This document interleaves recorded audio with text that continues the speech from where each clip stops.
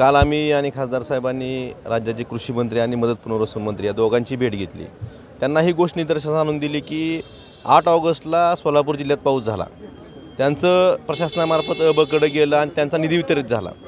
परंतु धाराशिव जिल्ह्यात 14 ऑगस्टला 10 ते 14 ऑगस्टमध्ये जो पाऊस झाला होता, जी अतिवृष्टी झाली होती, त्याच्या अद्यापपर्यंत पंचनामे पूर्ण होऊन शासनाला जी मदतीची मागणी पाहिजे अबकडे या नमुन्यात जायला पाहिजे होती ती गेलेली नाही।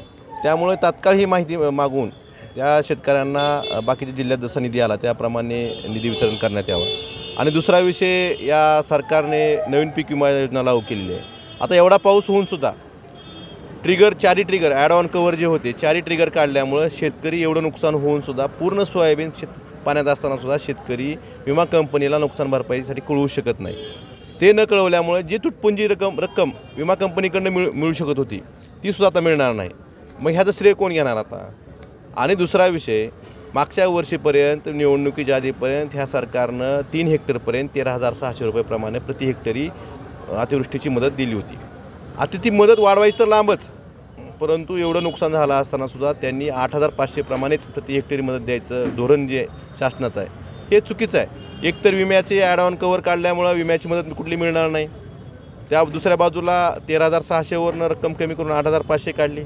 प्रशासन या पंचनाम्याच्या बाबतीत उदासीन आहे। आता आपण बघतो की प्रत्येक नदीला, प्रत्येक ओढ्याला पूर आलेला आहे आणि यातून नदीनी ओढ्यांनी पात्र बदलले। शेकडो शेतकऱ्यांची जमीन खरडून गेलेली आहे, ती जमीन नापीक झालेली आहे। याबाबत सुद्धा शासनाकडनं किंवा प्रशासनाकडनं कुठलीही जी मदत मिळण्यासाठी जी कारवाई करणं गरजेचं होतं, जे पंचनामे करून शासनाला पाठवणं गरजेचं होतं, हे अद्यापपर्यंत झालेलं नाही। तर आम्ही कृषी मंत्री आणि मदत पुनर्वसन मंत्र्यांना विनंती केली की ह्या सगळ्या गोष्टीचा समावेश तुम्ही या योजनेत या निकषात न अडकता, की आता तुम्ही 75% आपण बघतो की धाराशिव जिल्ह्यातले 75% महसूल मंडळ बसले, 25% राहिले। पण त्याच्या लगतचं जे महसूल मंडळ आहे, काय एका बाजूच्या महसूल मंडळात बसतं, बाजूच्या सगळ्या महसूल मंडळात बसतं, त्यातलं महसूल मंडळ एकत्र राहतं, कारण त्याचं स्वयंचलित हवामान केंद्र कुठं लांब असतं। त्या हवामान केंद्रावर पाऊस पडला नाही म्हणजे त्या ठिकाणी महसूल मंडळावर पाऊस पडला नाही असं नाही। आणि एकही शेतकरी धाराशिव जिल्ह्यातला आपण जर बघितलं असेल तर एकही शेतकरी आता नुकसानीपासून शिल्लक राहिलेला नाही, प्रत्येक 100% शेतकऱ्यात नुकसान झालं। त्यामुळे अटी निकष न बघता तुम्ही पूर्वीप्रमाणे 13,600ची मदत करावी, ॲड ऑन कव्हर परत एकदा चालू करावे आणि अटी निकष न बघता शेतकऱ्यांना सरसकट मदत तात्काळ करावी आणि खरडून गेलेली ज्या जमिनीचं नुकसान झालं आहे त्याची भरीव मदत मिळते ते सर्व शेतकऱ्यांना द्यावी, हीच विनंती आम्ही काल दोन्ही मंत्री महोदयांना केलेली आहे। शहरातील रस्त्याचे 140 कोटी असतील किंवा जिल्हा नियोजन समितीचा स्थगितीचा विषय असेल, याबाबत 140 कोटीचे फेब्रुवारी 2024मध्ये रस्त्याला मंजुरी मिळालेली आहे।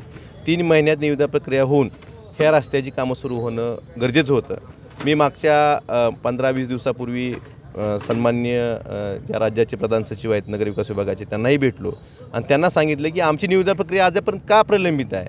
आमच्या तर पक्षाच्या वतीने अशी मागणी केली होती की तत्कालीन जे CEO होते नगरपालिकेचे त्यांची चौकशी करा, त्या चौकशी करून कुणाच्या दबावामुळे ही निविदा प्रक्रिया थांबलेली आहे, कुणाला कुणाला टेंडर देण्यात इंटरेस्ट आहेत, काय नेमकं कुणाचे इंटरेस्ट आहेत, मग ह्याची चौकशी करा। त्यांची आम्ही नार्कोटिक्सची मागणी केली होती, कारण आपण बघतोय की पालकमंत्र्यांनी सुद्धा 3-4 महिन्यापूर्वी जे उपोषण सोडलं त्यावेळी सांगितलं होतं की आपण याची लवकरात लवकर फेरनिविदा करू, अद्यापपर्यंत झालेली नाही। हे कोण थांबवतंय? ह्याची चौकशी झाली पाहिजे, कारण एका बाजूला रस्त्यासाठी आम्हाला जबाबदार धरायचं आणि निविदा प्रक्रिया अडवून धरायची, हे दुटप्पी धोरण आहे, हे सगळ्या धाराशिवकरांना कळतं। आम्ही त्यासाठीच काल दोन्ही मंत्री महोदयांना बोललो किंवा जर बाकीच्या जिल्ह्यात तुम्ही ऑगस्ट महिन्यात जे नुकसान झालं त्याची मदत देत असाल, मग धाराशिव जिल्ह्याच्या बाबतीत दुजाभाव का?